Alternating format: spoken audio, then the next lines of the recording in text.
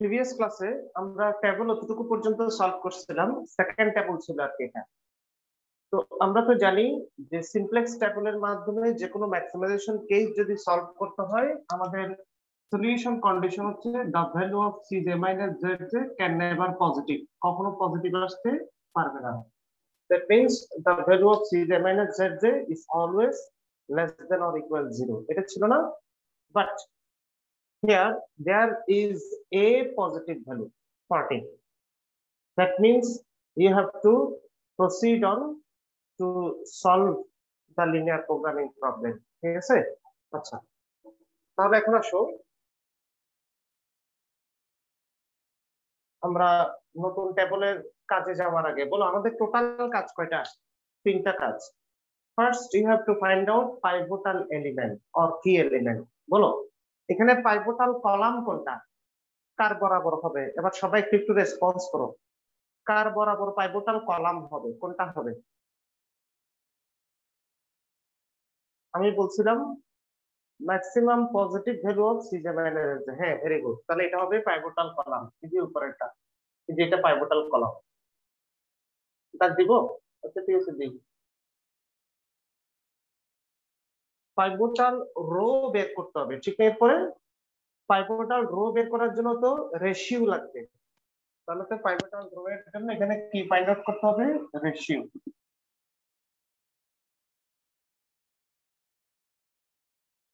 Ratio কেমনে বের করে? রেশিও হচ্ছে solution divided by pivotal column. তাহলে 18/2 9, 15/1 15, 10/0 আনডিফাইন্ড।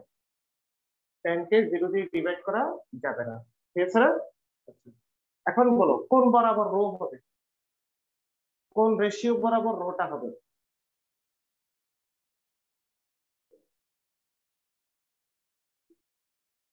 এখানে তো তিনটা রেশিও আছে, তাহলে এখানে কোন রোটা হবে? S2 না, রো হবে 9 বরাবর। ভেরি গুড সাদমান, এই যে সাদমান ঠিক বলছেন। মিনিমাম রেশিও বরাবর, ম্যাক্সিমাম না, মিনিমাম রেশিও বরাবর যে রো, ওই রোটা হচ্ছে পাইভোটাল রো। এই যে রোটা, তাহলে এটা যেহেতু পাইভোটাল রো, এটা যেহেতু পাইভোটাল কলাম, তাহলে নিশ্চয়ই এখানে কি এলিমেন্টটা কত? 2 না? 2 হচ্ছে কি এলিমেন্ট আর পাইভোটাল এলিমেন্ট। সবাই ক্লিয়ার? আচ্ছা, ওকে, তাহলে এবার আমরা নতুন টেবিলে যাই। সবাই নতুন টেবিলটা ড্র করো।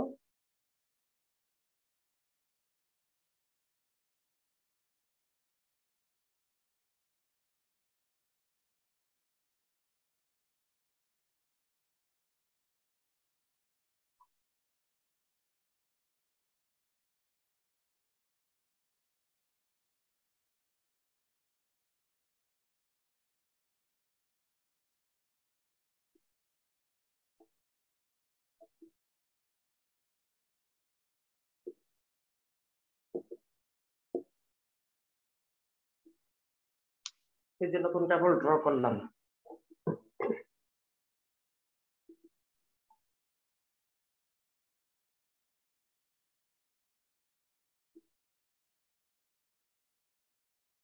এখন বলো সেকেন্ড কাজ কি? ভেরিয়েবল রিপ্লেস, ঠিক না?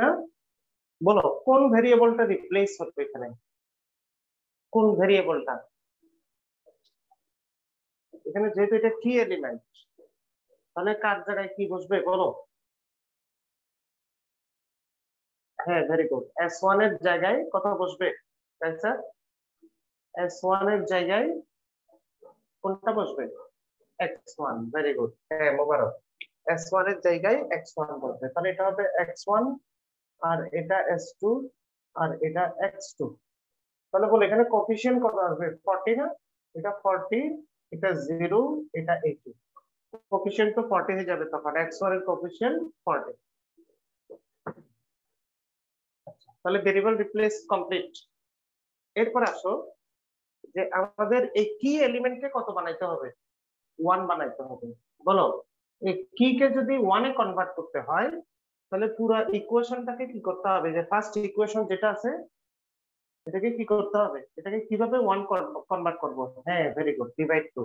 Thank you. 2 দিয়ে ডিভাইড করো, এটা হবে 1, এটা হবে 0, এটা হবে হাফ, এটা হচ্ছে 0, এটা হচ্ছে -3/2, আর এটা 9। পুরো ইকুয়েশনকে 2 দিয়ে ডিভাইড করলাম,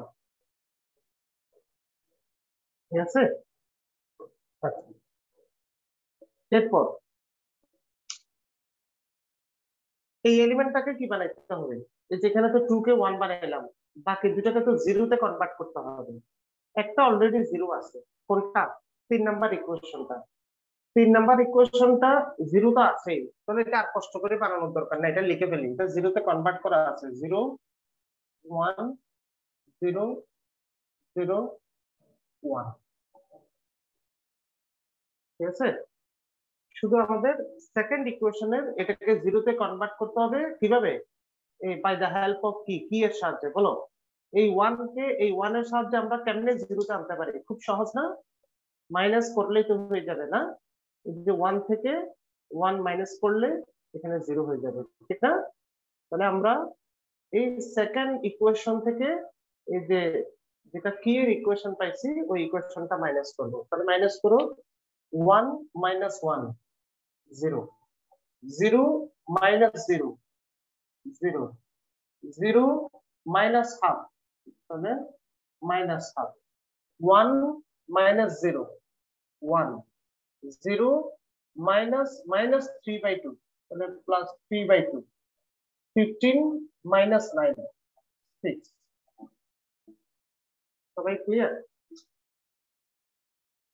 ওই ইকুয়েশনটা লিখতে বলে এখানে 10 লিখে নাই,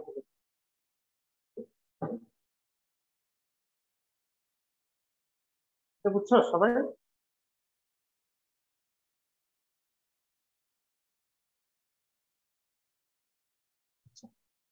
এবার আমরা জেড জে বের করব। ওকে, থ্যাংক ইউ। বলো জেড জে কিভাবে বের করে? এই যে কোএফিসিয়েন্ট অফ বেসিক ভেরিয়েবল দিয়ে প্রত্যেকটা ভেরিয়েবলকে মাল্টিপ্লাই, মানে 40 ইনটু 1, 0 ইনটু 0, 80 ইনটু 0, মানে এর এই 0 দিয়ে মাল্টিপ্লাই করে তো লাভ নাই, আমাকে মাল্টিপ্লাই করতে হবে 40 আর 80 দিয়ে। এই দুইটা ভ্যালু আছে, এটা তো 0 দিয়ে অলওয়েজ 0ই হবে। তাহলে 40 ইনটু 1 40, 80 ইনটু 0 0, এটা টোটাল যোগ করলে 40 হয়। 40 ইনটু 0 0, 80 ইনটু 1 80, টোটাল যোগ করলে 80 হয়। 40 into half 20, 80 into 0 0, টোটাল যোগ করলে 20। 40 into 0 0, 80 into 0 0, 40 into -3/2 -60, 80 into 1 80, total যোগ করলে 20। ক্লিয়ার?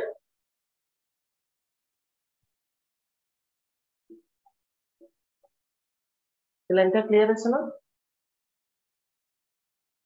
ওকে, এবার সিজে থেকে জেড তে বাদ দিব। তাহলে সিজে থেকে জেড তে বাদ দিলে 40 থেকে 40 গেলে 0, 80 থেকে 80 গেলে 0, 0 থেকে 20 গেলে -20, আর এটা 0 এটা -20। বলো সলিউশন কমপ্লিট?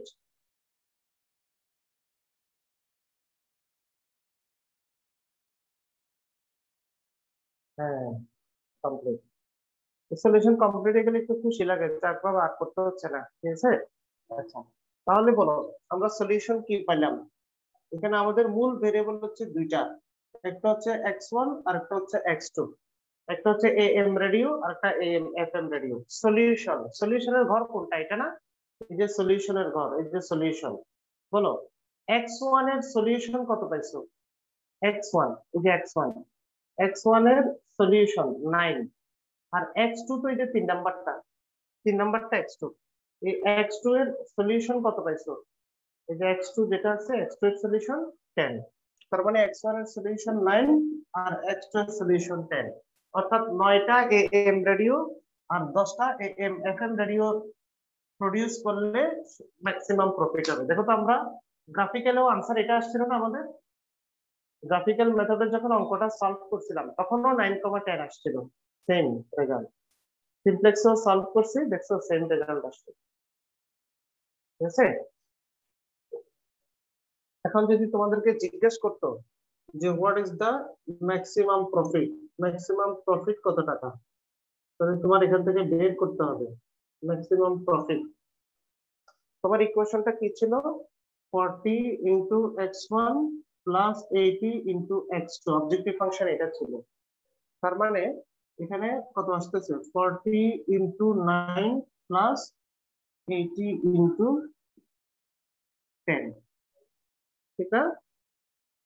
তাহলে ইকুয়াল টু 1160 টাকা। এটাই হচ্ছে টোটাল প্রফিট।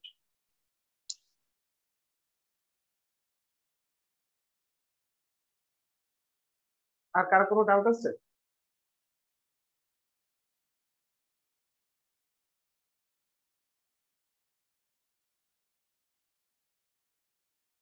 ক্লিয়ার? ওকে।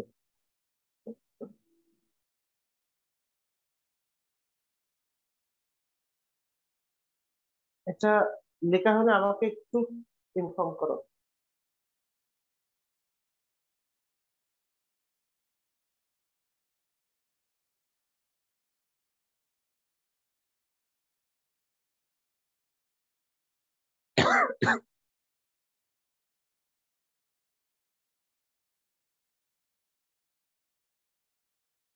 ডান।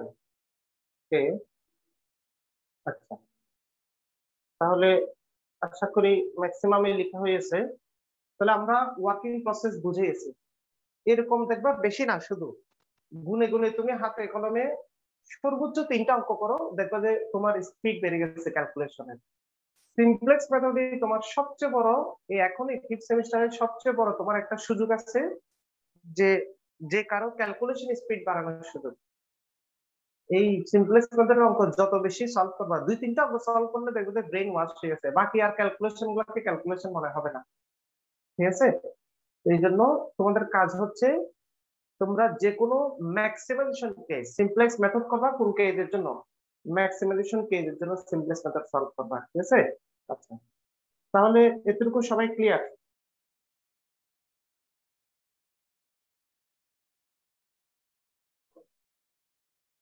তাহলে তোমাদের বাসায় কাজ হচ্ছে, শোনো, আগে ম্যাথমেটিক্যাল প্রবলেম গুলার বাসায় কাজ বলে দিই। ম্যাথমেটিক্যাল প্রবলেম গুলোতে তোমাদেরকে আমি যে ম্যাথ গুলা ফরমেশন করতে দিছিলাম, এই ফরমেশনের মধ্যে তোমরা গ্রাফিক্যাল মেথডে সলভ করার জন্য ম্যাক্সিমাইজেশন কেস এবং মিনিমাইজেশন কেস দুইটাই করবা। আর সিমপ্লেক্স মেথডে সলভ করার জন্য শুধুমাত্র যেগুলো ম্যাক্সিমাইজেশন কেস আছে, ওই ম্যাক্সিমাইজেশন কেস গুলো সলভ করবা। ঠিক আছে? এটা হচ্ছে বাসার কাজ।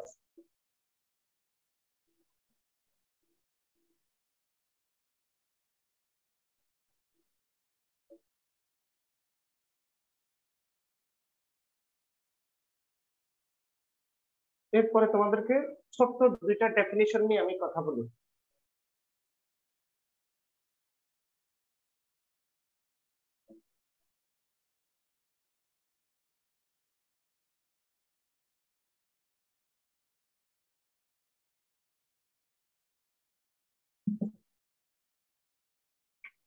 খাতা লিখো।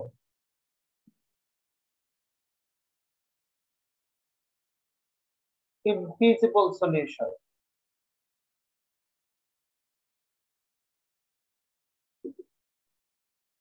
ইনফিজিবল সলিউশন বলতে আমরা কি বুঝি? ফিজিবল তো বুঝছো, ফিজিবল এরিয়া মানে কমন এরিয়া, এটা ছিল না? ইনফিজিবল মানে যার কোনো ফিজিবল এরিয়া নাই, যেই লিনিয়ার প্রোগ্রামিং প্রবলেমের। আমি তোমাদেরকে এখানে অঙ্কটা লেখার আগে আগে তোমাদেরকে একটা গ্রাফে জিনিসটা দেখাই।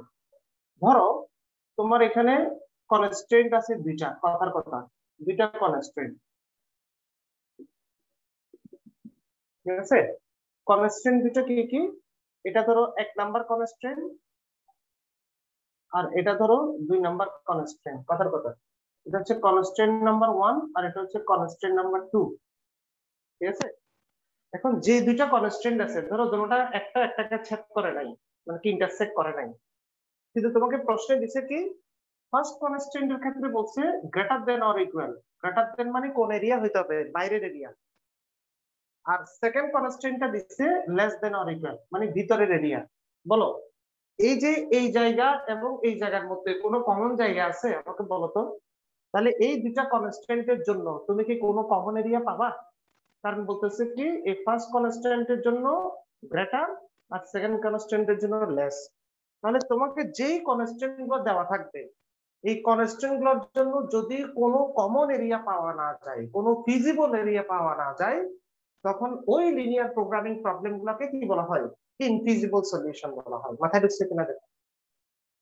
যে লিনিয়ার প্রোগ্রামিং প্রবলেমের কোনো কমন এরিয়া অর্থাৎ ফিজিবল এরিয়া পাওয়া যায় না, তাদেরকে ইনফিজিবল সলিউশন বলা হয়। ঠিক আছে, তাহলে এখন ডেফিনিশনটা লিখতে পারো। তাহলে আমরা কি লিখতে পারি? if there is no feasible area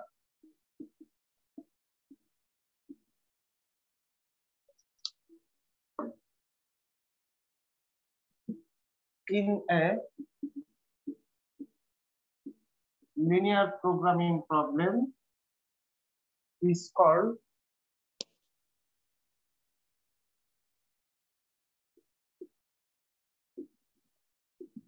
an infeasible solution. ঠিক আছে, ফর এক্সাম্পল আমি একটা এক্সাম্পল লিখতেছি। দেখো,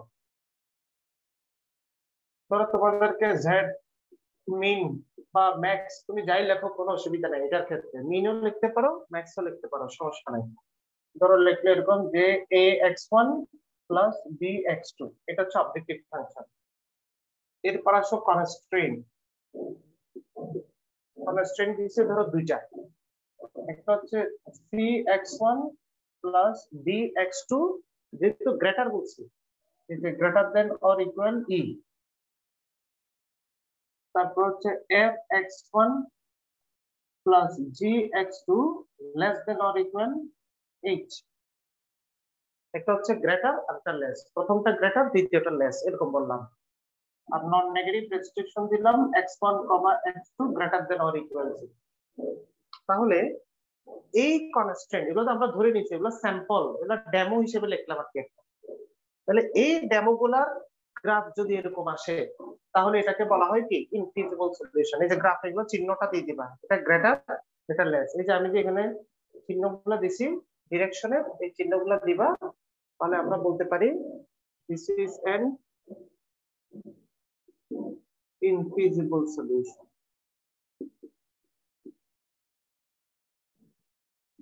সবাই clear?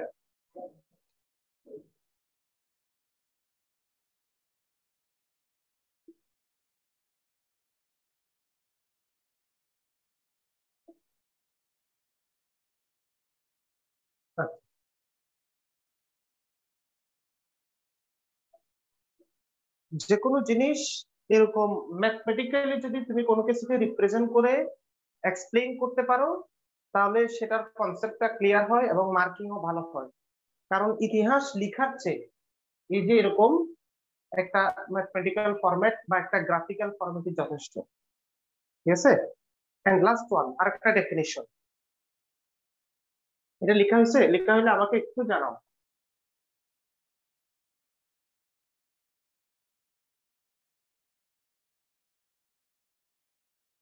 Okay, and last one হচ্ছে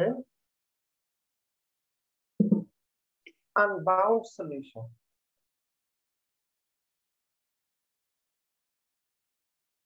আনবাউন্ডেড সলিউশন লেখো।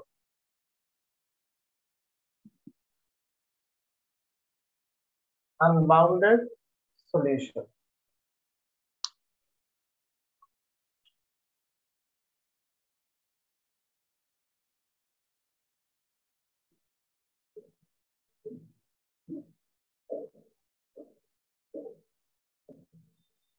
আনবাউন্ডেড সলিউশনটা কি জিনিস একটু খেয়াল করো। ধরো আমি আমি চিত্র দেখানোর জন্য জাস্ট তোমাদেরকে এরকম একটা গ্রাফ দেখো তো। ধরো তুমি একটা এরকম লিনিয়ার প্রোগ্রামিং প্রবলেম সলভ করছো গ্রাফের মধ্যে। তুমি ধর এখানে দুইটা কনস্ট্রেইন বসাইছো, একটা হচ্ছে x1 মানে ফার্স্ট কনস্ট্রেইন, আর একটা হচ্ছে সেকেন্ড কনস্ট্রেইন। যেটাই বলো, ধরো এটা ফার্স্ট এটা সেকেন্ড, যাই হোক কোনো অসুবিধা নাই, ধরো ইন্টারসেক্ট করছে। কিন্তু বলতেছে দুইটাই গ্রেটার বলছে, কথার কথা, এটাও গ্রেটার বলছে এটাও গ্রেটার বলছে। একটু খেয়াল করো তো। দুটোটাই যদি গ্রেটার হয় তাহলে কমন এরিয়া একদম বাহিরে হবে না, এটা হবে না। দুটোটাই গ্রেটার হলে এই দিক থেকে টানা এভাবে চলতে থাকবে, ঠিক না? আচ্ছা, দুইটাই যদি গ্রেটার হয় তাহলে তো একদম বাইরের এরিয়াটা হবে। এখন খেয়াল করো, এই বাইরের এরিয়ায়, এই এরিয়া পুরা যে এরিয়াটা আছে বাইরের, এটা তো এখান থেকে শুরু হয়ে লাউহে মাহফুজ পর্যন্ত চলে গেছে ধরো, কিন্তু এই এরিয়াটার মিনিমাম ভ্যালু কত সেটা বের করা যাবে না? আমাকে বলো, পুরা এরিয়াটার মিনিমাম মানে লোয়েস্ট ভ্যালু কত সেটা নির্ণয় করা যাবে না? যাবে তো, মানে একটা এরিয়া যেটা চলতেছে যাবে। বাট এখন যদি তোমাকে বলে এই যে এই এরিয়ার হাইয়েস্ট ভ্যালু কত, ম্যাক্সিমাম ভ্যালু কত, তুমি বের করতে পারবা? এটা যাইতে যাইতে তো লাউহে মাহফুজের দিকে চলে যাচ্ছে, এটা তুমি ম্যাক্সিমাম ভ্যালু খুঁজতে খুঁজতে আকাশ পার হয়ে একেবারে তোমার সিদরাতুল মুনতাহা পার হয়ে লাউহে মাহফুজের ওখানে চলে যেতে হবে, তাও তো খুঁজে পাবে না। কথাটা বুঝতে পারছো কিনা? তাহলে এখন তোমাকে এটার কোনো, তুমি লাস্ট কোনো মানে হাইয়েস্ট ভ্যালুটা বের করা পসিবল না। তাহলে তোমাকে যদি কোনো একটা প্রবলেম এরকম দেয়, দেখো তো প্রবলেমটা দিচ্ছে ম্যাক্সিমাইজেশন কেস, প্রবলেমটা দিচ্ছে কোন কেস? Maximisation case. আর এই ম্যাক্সিমাইজেশন কেসে সব কনস্ট্যান্ট গুলা গ্রেটার দেন অর ইকুয়াল আছে। আমরা তো বলছিলাম ম্যাক্সিমাইজেশন কেসে কনস্ট্যান্ট গুলা কখনো গ্রেটার দেন অর ইকুয়াল হইতে পারে না, কারণ ম্যাক্সিমামে কিন্তু লেস দেন অর ইকুয়াল হয়। কথাটা বুঝছো? ম্যাক্সিমাম কেসে কিন্তু লেস দেন অর ইকুয়াল হয়, কিন্তু এখানে লেস না, এটা গ্রেটার দেন অর ইকুয়াল হয়ে যাচ্ছে, ঠিক না? তাহলে ম্যাক্সিমাইজেশন কেসে যদি সব কনস্ট্যান্ট যদি গ্রেটার দেন অর ইকুয়াল হয়, তাহলে এটার বাউন্ডারি কোথায়, এটা লাস্ট বাউন্ডারি ম্যাক্সিমাম বাউন্ডারিটা কোথায়, এটা কখনো আমরা খুঁজে বের করতে পারবো না। যার ফাইনাল মানে কি limiting value, maximum limiting value, last limiting value কত সেটা খুঁজে পাচ্ছ না, কারণ ম্যাক্সিমাম ভ্যালু বের করতে বলছে। তাহলে ওই সলিউশন গুলাকে কি বলা হয়, ওই ধরনের প্রবলেম গুলাকে বলা হয় আনবাউন্ডেড সলিউশন, অর্থাৎ যার কোনো বাউন্ডারি নাই। কথাটা বুঝে গেছে? কথাটা ক্লিয়ার? কনসেপ্টটা সবাই বুঝতে পারছো? হ্যাঁ, তাহলে আমি ডেফিনিশনটা লিখে দেবো। ওকে, তাহলে আমরা বলতে পারি if there is no boundary,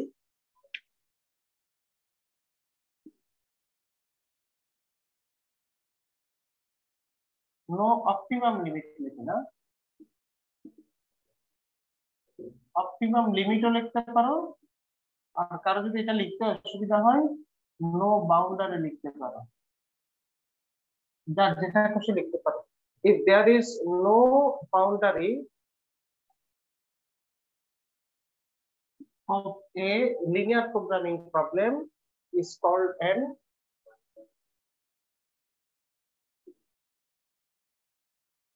unbounded solution. For example, this is an unbounded solution.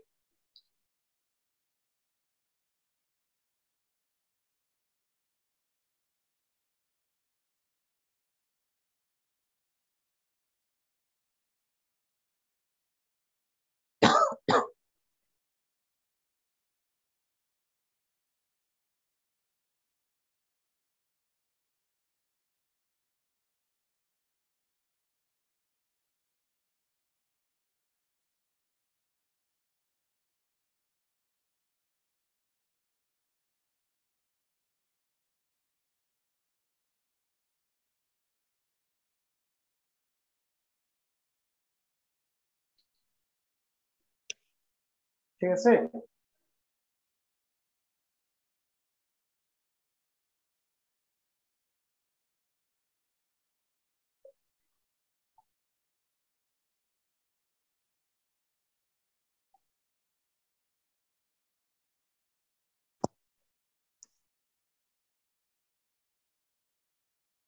লেখা হলে আমাকে একটু জানাবা।